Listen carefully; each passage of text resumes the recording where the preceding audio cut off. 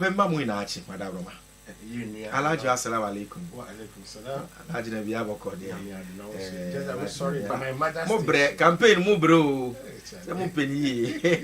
Bra wa bre nyina ye. On na koyere untumi de. Koyere re. Alright, we biya bako dia. Radio kusushi. Ya go for asi na your principle in life.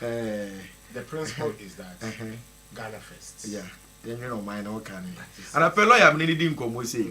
So now we na uti what na say more kind but to me kind the type of person because you know or yeah first to the be a Ghana first. Ghana first. Let's look. That's how I look at it. And to me I'm in Crawford be go cram never make me cancel. Yeah, Ghana first.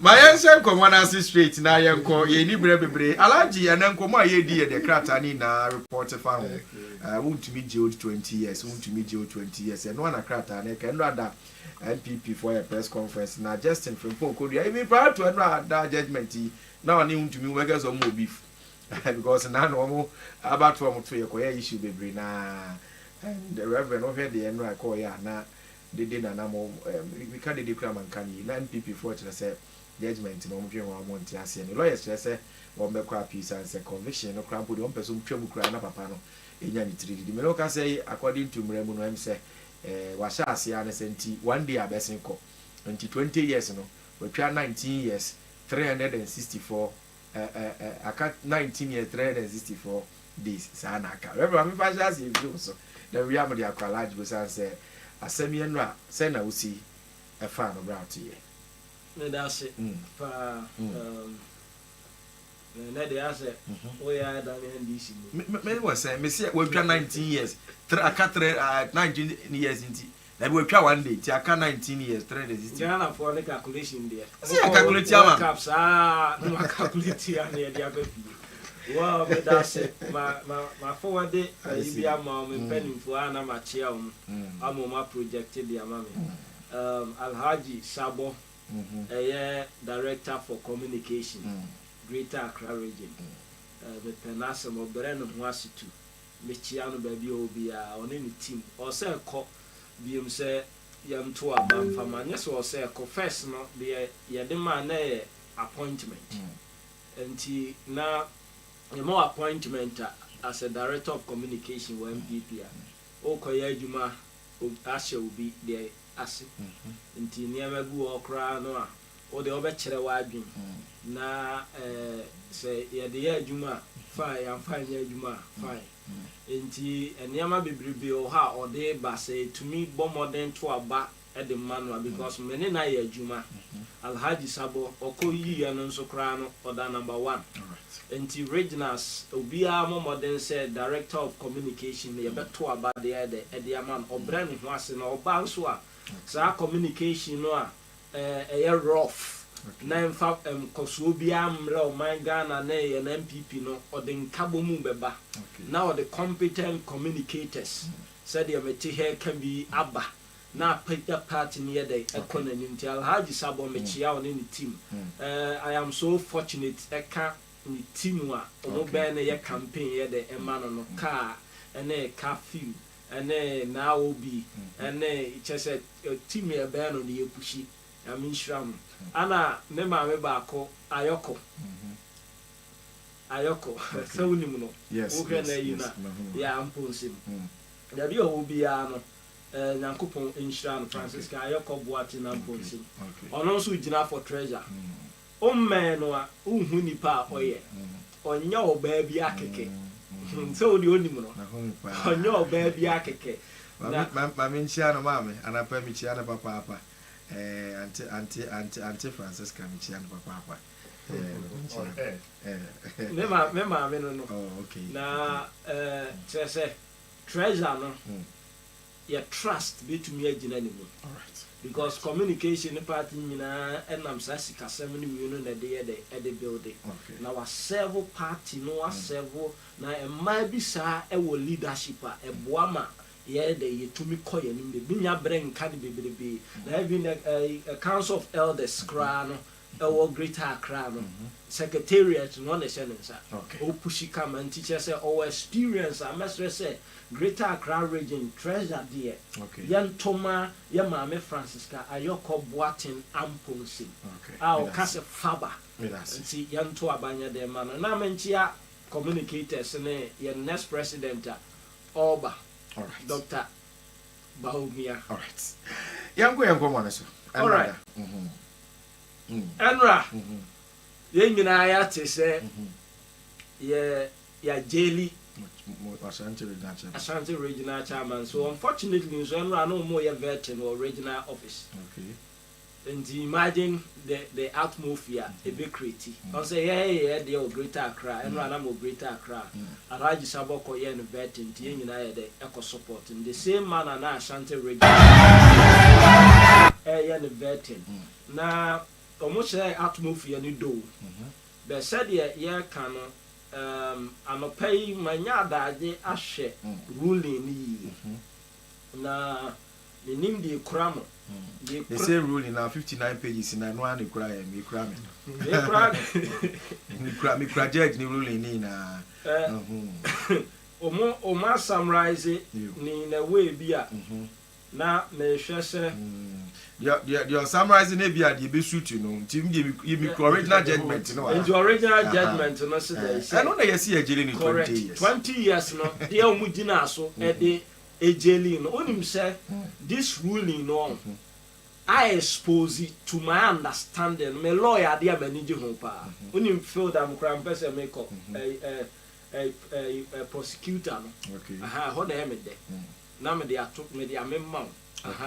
Now. Usha ruling e bay pa ya Ghana first na me tumi atena mu aka I say I expose this government incompetency ewo illegal mining ruling we never I'm telling you their weakness in fighting Galamsey and also how this legal system we have in this country has become weak in fighting Galamsey under this government.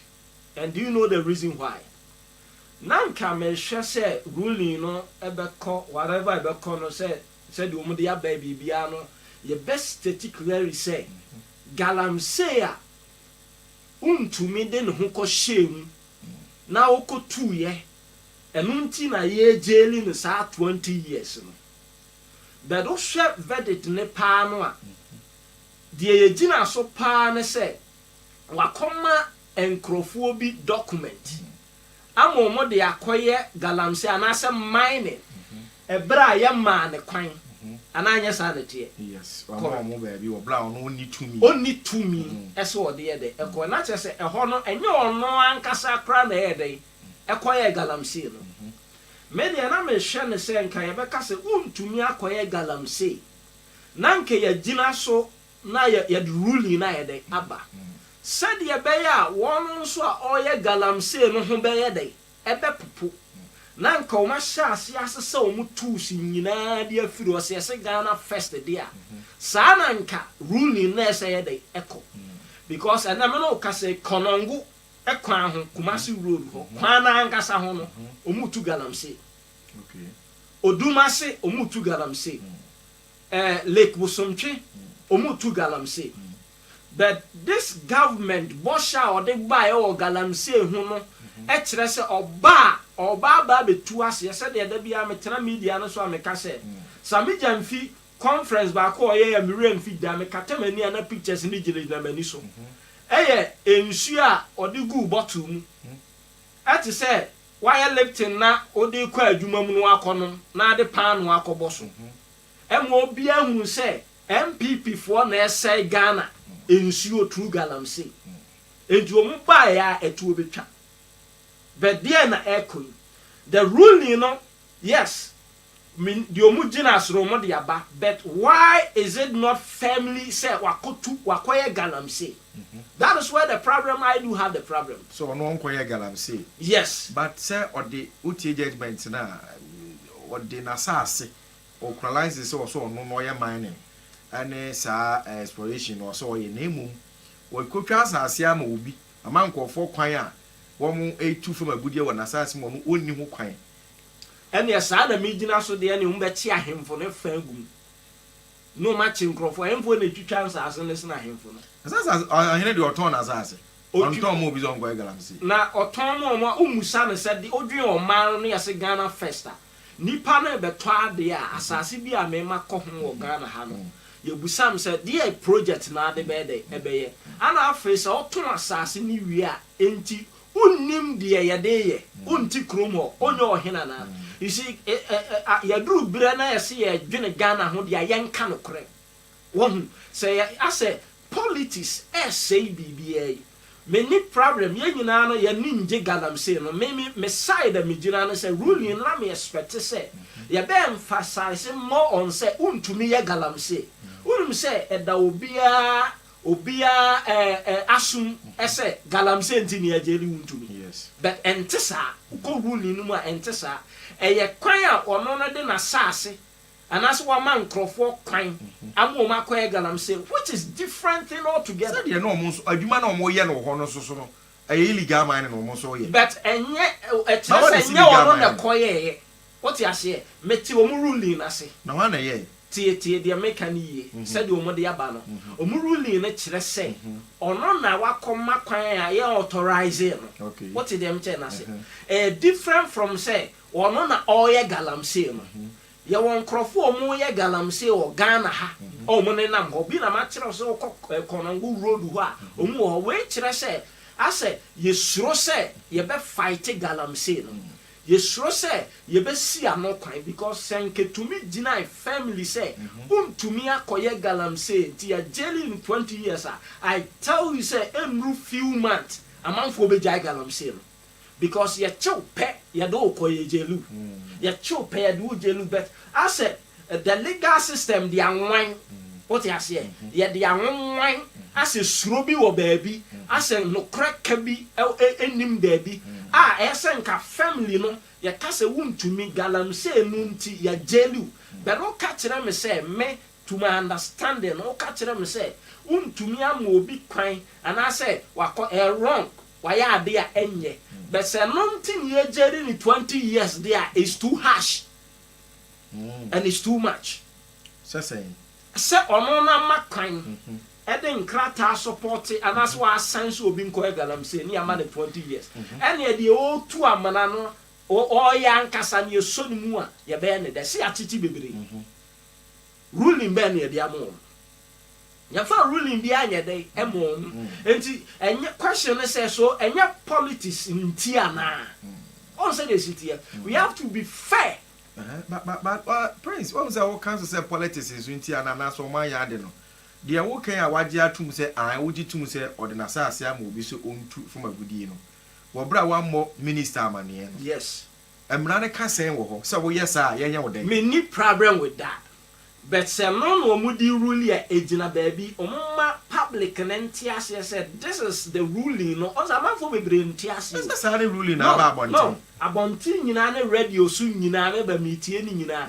galamse ntini ya jelly but specifically said you make an ntiase to the understanding of the ruling or the verdict no en kire say untumi akoye galamse but only say activities e ma aban ni ba so a mo chi ni April ni mu na mutu ho na mo illegal mine na ekoso okwaye ni mu yes and nam so approach for kwa che wo mo yes nti say had it not that illegal mine na prompt wo mo no ko wa sanka untumi kranke ya nche no yansamra yes metiase nti ono a wa ma kwan mo obi ye no 20 years a ye be omu tu na ya chichi wo mo ne den what you say okay now so ono no asem na ye ka ono be na wo ko asem me ba hobi nti ya nchi obi a o ye illegal mine e wo Ghana ha apart from untumi ya nchi obi ana secondly ahemfo me de no ahemfo no so pa I don't know untumi de na ahemfo no me ba biem da bi nya so mo to mo ba bi esa no ye ya yimu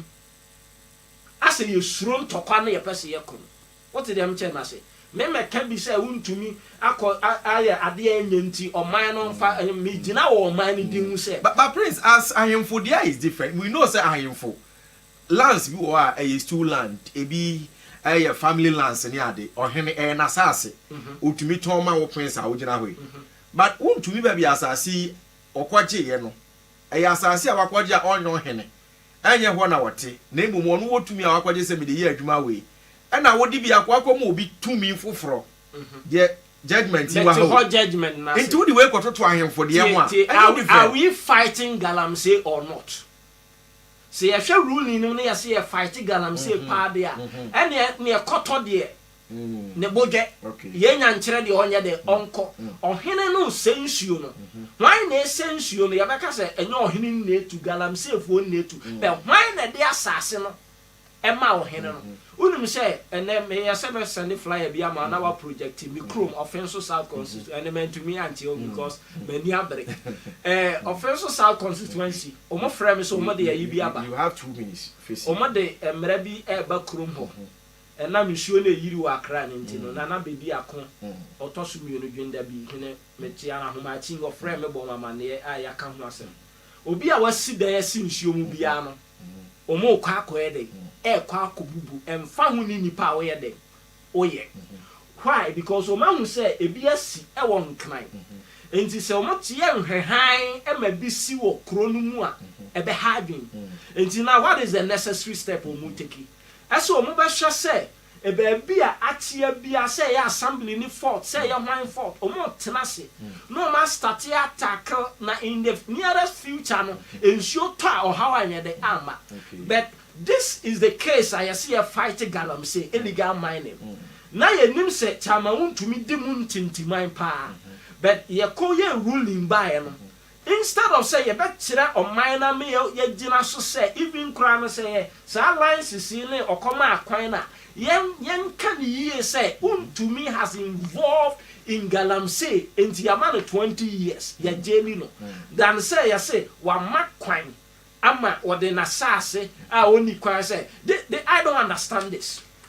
What did I mention na say because esa no omo tu galamsey no and you say mitumi ko tu we dey say nyam na ma kwan me tu I say we are pampering the galamsey issue no I say yem pese ye betu ase say nipa na fom a kire no say ni say nem emfa hu enhye nkrofo on say dey baby ameko no sa na ontunofo o entu omfo sa yes because o hu say nka untumi nka ke yenye ne den statement no omo de ba in the ruling no me hu no say ni kwan sa na eba keke what did them say galamsey hu asem na nya galamsey hu asem amba mu I say a mining is about mining. It's about mining. When you judgment, already judgment now. 2024 asem. And I name mu abesi sabi. Omo ya odi asase no na illegal na say illegal. Why mo di odi asase? You almost untumi man asase no. Sir, nya minister na de man untumi no ni business unkomodie. Asase no ye hwan dia. Wo si asase no ye hwan dia. Untumi wo license according to judgment na ba wo license mining and exploration a wo ye. Enti asase no ya wo de akora na Ghana mra ne kire se wakwaje asase na wo se wo yeso adwuma no wo ni wo kwan se wo di bibema wo bi wo bra wo ntwere krata nkoma minister lands and na fe yanko minerals commission na wo so anyi ntum won krata mu na nkwa ba mu se ampaya te ase nipa ne se wo di bi ma wo bi ti ye ne ama no ho kwan se wo mfa ma simple as ABCD wa fun enti samra we ene 20 years we samra we oh se twi kasa emra we ana mra bia ya se no Ghana bia ho hyehyɛ da ho wo ye we a we na da ho wo ye we a we na da ho if this law we can brofo a the same thing if this law ana ama yama 20 years there and yes galamsey as free and ne ekosi the ending of the month galamsey as to be twa ha and then the ojira mu a o to pa de yes wo 100 years the ojira mu pa o to a yensuo nyina ese no de no one is saying say ni kwa say enra me ne one of the members of council of state a meeting na ye kansan sem we hu asem what them tell na say ruling no panimfo wo krom how ye nyina ye Ghana fo until you are not okay with saa de ye gina so saa de me side na gold no wusu ono anya illegal man na gold no mutu awan na di The odie me minim the odie. When I say Prince Medas papa. Alaji, yen kwa yen tisi na. I say mo. You kind of name the good president. Na me born abaso. They be me born prime me and I me the good professor. Okay. Mommy chill. You tea for yourself and also. Me you sure say Ghanaian be a very wishing young con. Yeah. One day Yen ni freedom free in some say. No what. But situation be or na asem bi wo no. One kasa no otia wo be born person no ra no. Yen twi no. Asem bi. When me blame MPP. Any former president Akufo-Addo the same brand and Akos. Sir, Yes. The internet is see. When you say the then minister Abujinapo somewhere 30th September 2024. Sorry, 2022. Ever out, ever cast. Maybe you see upon mining and your mines. Illegal concession because your map or PR lances for your president ever out ever castle or more mocassin and then no mine on your illegal mining. Alaji Mimchawano, I have a memory. President video no year 2023. Yes, and over 2022. Yeah, but who share or medium per se judgment more, but judgment no air casano or Nancy Minefi 2024. Now, as a President Akufo-Addo, I say you finish assembly. Don't worry, I'll get there. Because Abreno judgment by one come through 2023, 2024. Don't worry. Yeah. Don't worry. Don't worry. September 30th, 2022. And Abujinapo. But I know I'm on the Sorry, September and Abujinapo and Castle. Any alleged activity being undertaken by a contact in the forest reserve is illegal. That is what I push it. I may build a point. I have small time. And now, and check a new year, January 4th, just about 4 months, 2023. And now, President, because a contact mine is not engaged in any illegal mining. The video is anywhere, yes, anywhere in Ghana. That is the genesis of the matter. By then, somewhere Kaya Erastus. Echo told and much love pono and then Crawford SCs over Yama. Because there were armed men whose lamps are not aware that almost guiding those illegal activities or beyond me.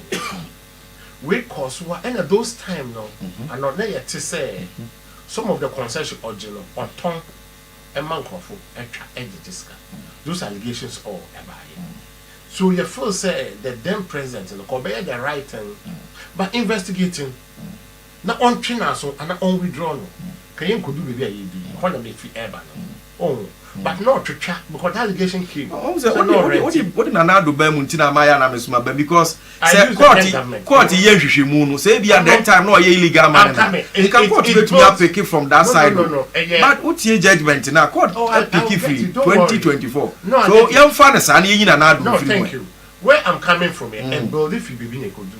Okay. That is why I want our but wouldn't be shame so ye be Tina person what must ye thank you for the free one. But also what must ye boss? Yes and no. The no is that I'm commuting in the sad time now. Okay. Anka one twaso. I'm a 2024 dinner for back. I'm a day of them 20 years. That's where I'm coming from. What am I saying? Anka yet Tiano. Tama yet say or trap concession at Tom because a kahuna AJ concession now or the man for what or trap concession a man for judges. Yati those time. Mube Tiano no Mujai. Mube Tian them Mujai. Let's go back to what happened yesterday. Me here with preliminary comments. Okay. You said judgment, no statement, OTA, particulars of offense. No, there are them Chibos Yakwali assumed to be 49 years old. Entrepreneur that you in the year 2024. Yeah. And you know, maybe I have it. More for Swedish and Nahadwa. No, I'm not. Yeah, go allergic to us, Mato. Bibia building. Every baby. And then. And tell me, Charles. Tineko was a break. And that time you're stopping, I'm be to baby. Okay. But what are the charges? You man, you know. Or say then, permitting third party mining on concession without approval. Yes. That is the first one. And the second one, you're facilitating unlicensed mining operations. Purposely. Yes. Or facilitating Yes. unlicensed mining operations. We know our laws. Only Mineral Commissioner. We know the law is in the book. We know our laws. And the law is so clear. Say, when you look at what it said now, it said, even, what's the name? One of the article, that's the Act 2019 Amendment, Act 1995. Like I said, what constitutes offense? What constitutes offense? One, doing small scale mining without permit. That is one. And a two, even when you are supervising any mining, or when you are supervising any act of mining, and also without license, and also any offense. And what are some of the offenses that already there? He raised a lot of what's the name? We raised a lot of raises some of the punishment. Some years back, before 2019, it was 5 years. And you say when you are fined in those activities, you will go to jail 5 years with 1,000 penalty units. And it was amended in 2019. And then the amendment, ECHA said, is no more the 1,000. Now the fine will be 10,000 penalty units, and then to 15,000 penalty units, which you will go between 15 years to 25 years. And a year intentionally permit or facilitate unlicensed mining activity. Unlicensed. In the courts, who read the verdict now? On one kasa, G2 mo say, or the concession number, or G2. And or the two and they besides all the more for them, also reclamation. When they call the two witnesses, the hearing, the first witness can say, or no okoji concession, a year mining also. Second, which was hearing, I can say oji concession, or your mining kakra, and or your reclamation kakra. What was it? At the end of two, there was a mining. First witness said, oh yeah, mining. Second witness said, oh yeah, mining kakra, and oh yeah, reclamation kakra. So whether we like or not, there was a mining. What am I saying? So honor wa before, and our admit so they are more. What admit so they are more? Did you seek permission from the minister? Because the law, say your mouth a permitter. Yeah, the mouth as a person. Would the amount as Malik Adama and my company Malik Adama. And it is a me use me the movie. Or some catcher minister. Nanka minister near the enya way or on Jim Fimison for man. And now own who you obey. Right? But one can. And I was so like Amma Obi, Ebia Midama, Anochi and co people without the knowledge of the minister. And the domo panel. And no more. And the first violation, one can't tell the minister. Which is you can that our pages now, page 18, 19, 20 banner. Questions and answers. Which I went through it overnight. One far anya then, one country, Ujitu, and you have violated law. Number one. Ujitu must say one country, one violated law. Two, Ujitu must say Odema or one violated second law. Straight. And then you know also can say, or say, Unya, yes, I didn't pay. Or say, then, what's the name?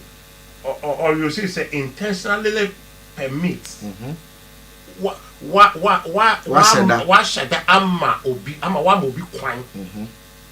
Or what should I will be quine? And will be quine. That is one.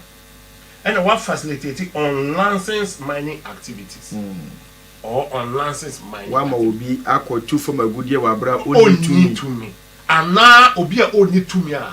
What didn't you? Ama, what are you mining? One say, a chino, won't mean that no. And a bad, the entire 20 years, a pioneer say, penalties are over suffer. A maybe no, na ye fine near 1,000 penalty unit before 2019, up to 5 years in prison.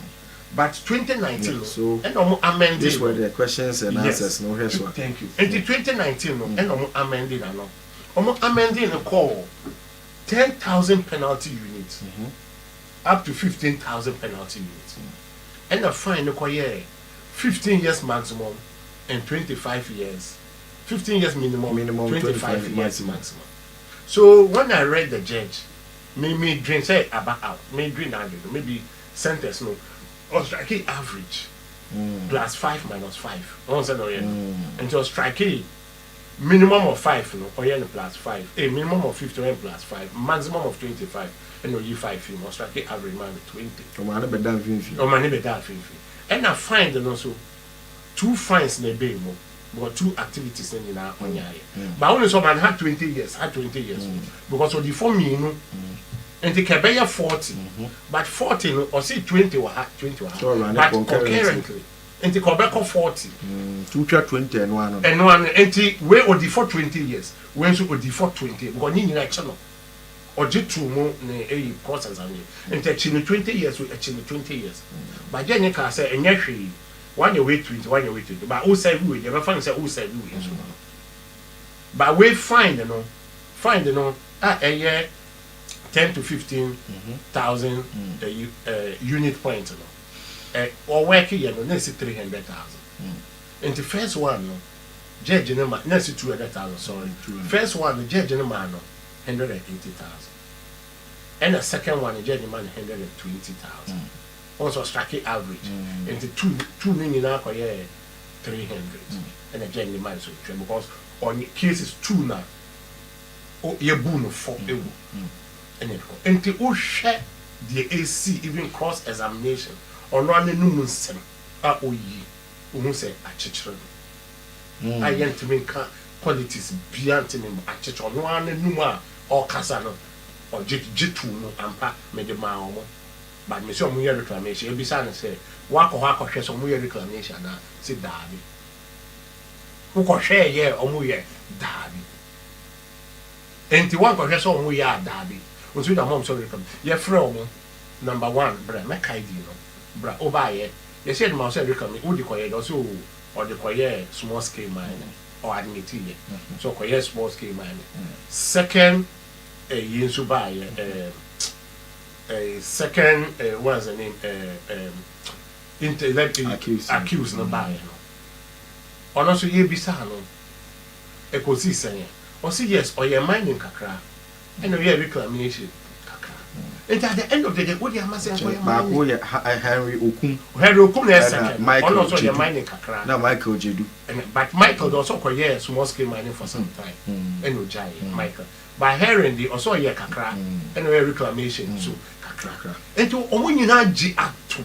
it is so obvious and then the lawyers so yesterday when you notice simple they started pleading for a pardon of a sentence yam judge in schedule because obvious on the face of the law obvious dan antitua na namode ne betu enye ye de ne betu na wa chichere no ho enye wa chichere no ho say before say mo na mode na tum ensem no koso no mo kire say emra ye kan wa asemi senia high court ne kire mu no na nkomu yanka supreme court di nkire mu foforo beba we say mo ntu mo asibi anso judge ne ampene anoche unma se se koso yes no ne representative I said no meba and the lawyer 17th and attach ya nko Zoe attach ya nko no mo de character de come court they say oni Ghana or out of the jurisdiction team ka obeba 22nd which is Wednesday team ko mbesre say after 22nd mo nche date bi say na be ya the lead counsel and onya lawyers so but na the lead counsel na onio no oh say no ne when him lawyers be na ko boaye no one Bernard the lead counsel na woni wa ya attach ya no na woni wa no akọ na counsel di na Jamie yes Endra so mo dey plead here na ye pay ye probi obe movie motion on the motion I said, no, no, catchers, I'm on trying the lead council. You don't determine to the courts. Are you aware? The court was so kind to the extent say Obama invented 3rd July. Hey, holiday. Say, hold on. But holidays, judicial sit on holidays. They sit on Sundays. And the new rule, they sit even on Sundays. And they don't nyasem. But when say, na judge Obama invented on 3rd July. And attach your chiro command and say, Obeji case in here into Panacho. On man time. No offense, shame. The judge admitted, and I applauded him. And I didn't call 19th. Am I correct? About 20th. Oh, sorry, and I didn't call 20th. So what else? On our 17 good days. No, so say Bibi Kakra. And you know, when you say Andra judge, you know, you say Obeka no car say you brought a letter very late. Or receive you just said 2 days. Or the command of Friday in a letter and the call. Oh yeah, and according to 17th date, attach a letter and hold on, what you call Friday? What you call Friday? Very near Monday. That's a bad behavior. Monday, when you say the letter call Friday, the person can have it on Monday. So bet money on the Monday. Time ben put on the call. Into Mutuna na the brain no. What do you expect the judge to do? That's bad attitude by the lawyer. But until the judge said it. Or see who will BBC you should send it on time because you know the procedure. Alaji, what's the way for 20 years? And let me finish that one. Or see who need procedure no. I was saying sending them on time so that you bet my receiving. Now you kind. And no obi movie motion no be any movie. I listen this even on Asampa. Also be any movie motion no because if nobody is there to move the motion and go back defend it so letter no a patch. No, I share whether he will grant it or ungrant it. Nobody was there to do that. And to say, well, if nobody was there, you will just read. But you and I, let's be truthful. Friday, you have it Monday. Not Friday, you need time. If you know, tell me what the letter cut was a Monday, me knew up. It will work. Monday and the payment, but now the Friday cut. What are you talking? You even disrespect the court. When it's so bad, long ago, Monday, Tuesday, Wednesday, you never did that. No, what yes, I didn't Friday. Also, for let's be real. Okay. Friday, what yes, oh, they are got to ho. I know some Monday member program I listen. Member program Monday. Okay. Now say me back Monday. Now Friday number. And then me send him a letter. Don't you think I make this on Saturday and Sunday? Yes. Officially, yes. Can you get replacement? I bet. Thank you. Oh, you see what it is. So the lawyer no own him. You say season lawyer own him say or because 20 or 25 own him. So because between 50 and 25 that child knows. Until now organic call or feel grown. Own him, he knows. Right. Is it what is the way forward? What they call Horma Madam Zminia can come in here. I like the the way forward is that Galamsey, you know, now whoever is into Galamsey, the law must take its course. Whoever. All right. Ghana first. Okay. But I say, Alaji, na maminka messages na Reverend member also. Why? Na found the to us na. So watch where you were cool. Also, so is the current economic hardship increase? Okay, my friend. So we say more the media no more the twitwa ho kira name so Ghana. Sa no party titia. To go for 10 and the tough one. But when so the other by and say this is not how justice works or is supposed to feel. I am asking myself this morning how the current government or any well-meaning Ghanaian can call this verdict of Chemaroon to me just and fair after the cancellation of similar cases against 8 current appointees. Some of these people are now heading very important institutions, arresting and prosecuting members of the opposition party. I don't know. We them are kind of that also chair from Bono Ahafo. We are doing a nice job. In fact, it is very sad. This punishment must serve as deterrent to those who think they can hide behind political powers to get away with crime. NDC shouldn't jubilating over what has happened to the Ashanti regional chairman of the NPP. It will soon be their turn. And what do he buy? When you say good morning, so-called believers of rule of law are now fighting against it, forgetting under their rule. Then under Kufuor's regime, Chachichi Kata was jailed wrongfully. At least later event proved so. because Chachichi fought it legally and won. Then Anado, he declared to Ghanaians, Untumi and his company never engaged in illegal mining. A lawyer, for that matter, you then to us, yes, and you are the bank. Comments also the buyer said, hey, Ghana, what is going on here? 20 years in prison power. It is too bad. Anyway, kudos to Haji Asafia Mohammed and what the buyer say.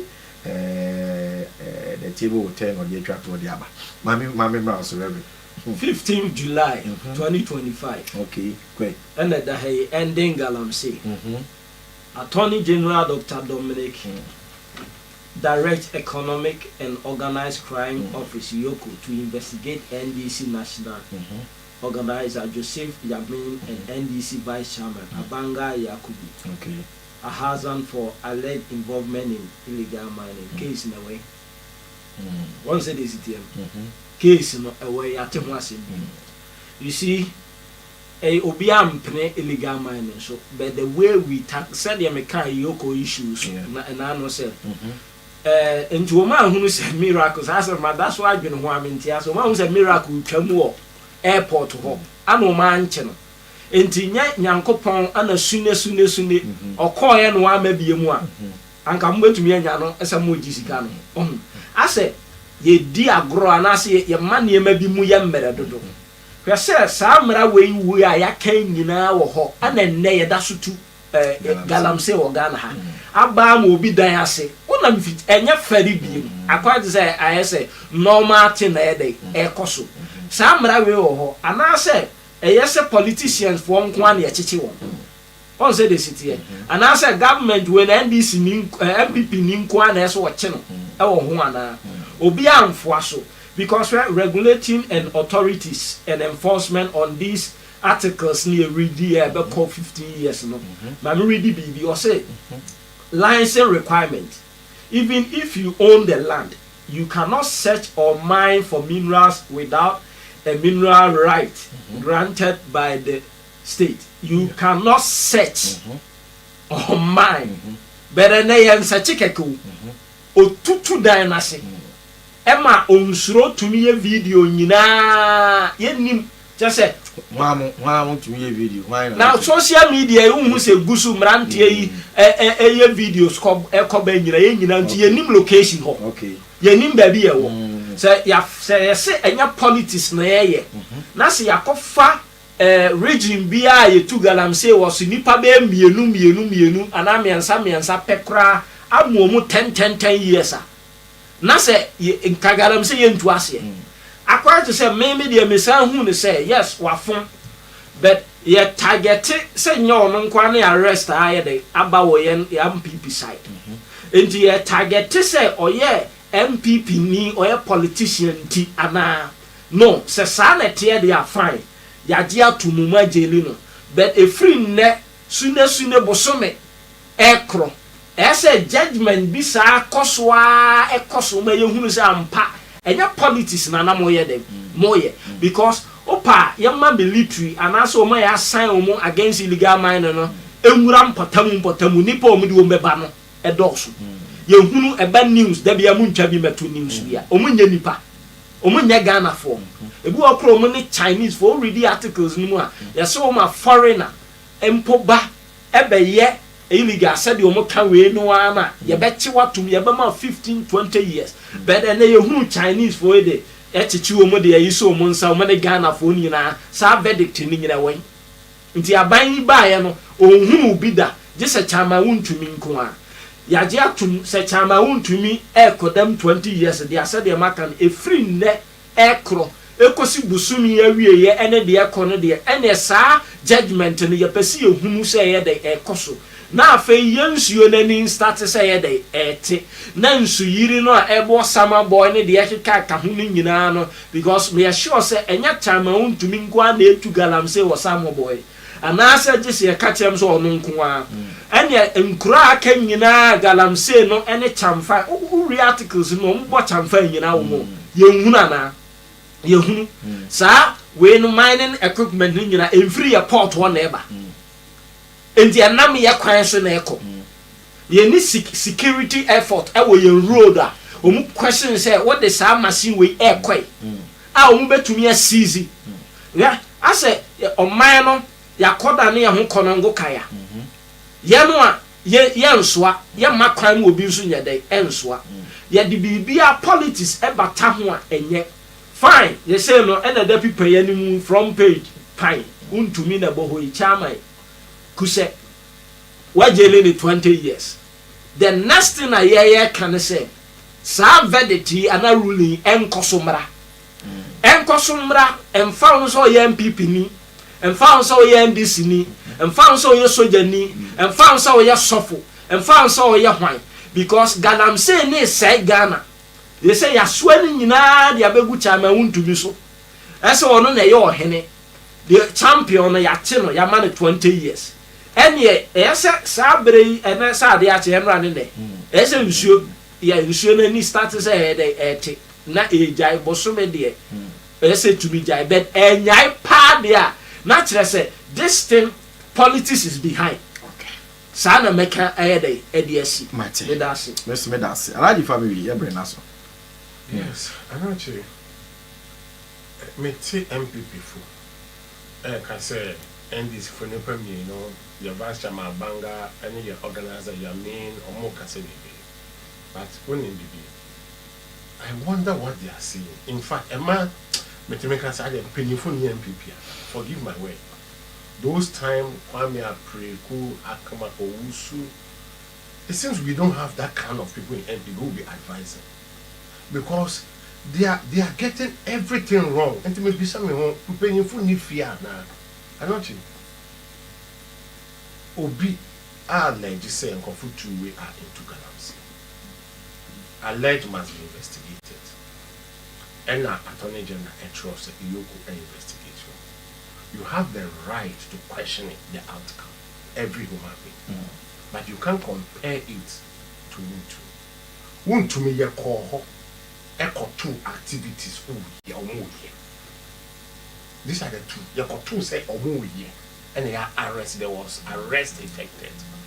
Yati allegations in Sao, but I need you. Yati journalists are called ya bono. Ya bono. Maybe you are not privy. I can send most of them in the video. Ya bono. Ya can't amfa. Police into me see what so young call. Who dare you to go there? Who?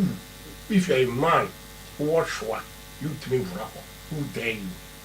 Change of government and they say Ghana. And I'm called arresting. Do you know Ashanti region police command Ephraim went to make 3 times he declined. And Accra almost sanctioned and the mom cost one by he declined. And there are 2 things. There are 2 sides of it. And then yet there are a lot of allegations. Both the MPP and NDC is out. But because it's allegation, you investigate and monitor. Who children to say what you want to me now? Why your charges? Some charges are fake, over corner or are free. But we charges a channel or no one knows a channel. Chairman Trano a channel there, but on one statement I'm making a message of Obesheni Beam, and on interest say you nimpen for MPP. On the maybe sometimes body no but hold on and also sometimes not sometimes obi bibi optimism ebisa.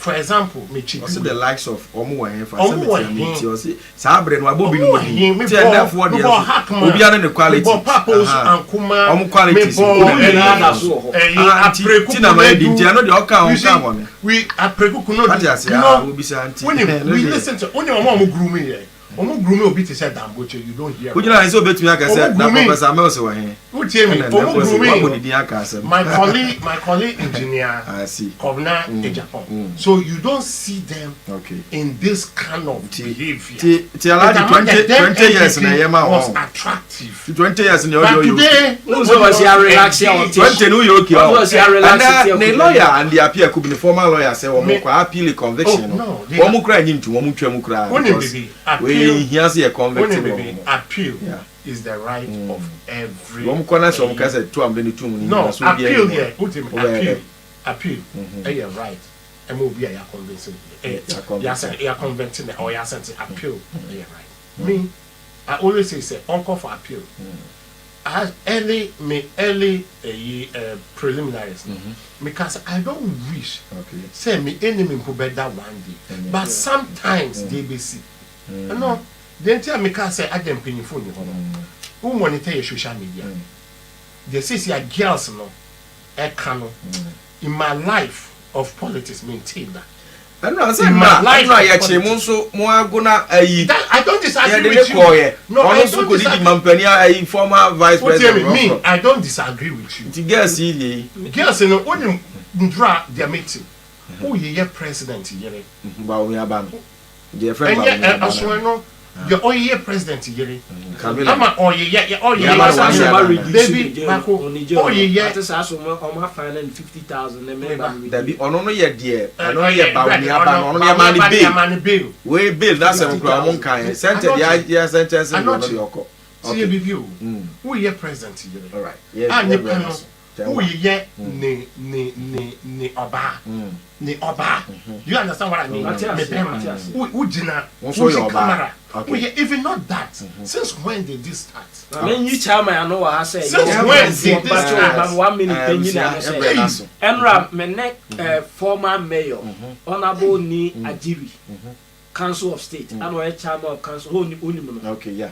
Man kokon na yes. Etnasi meneno ene ahaji sabo ne sabo when you in fact the law must take its course. And was say what try say but what try say o say yes say but you are no yes say na there ya bre na so alaji me you are no me try say mpanimfo no omom pene de ekoso yiso ebi na make a meeting here no okay yes say ni erase judge bia yes na man mpanimfo na mo ka atem di dey infiri mo a e for the NPP leaders no I was saying we need to say by our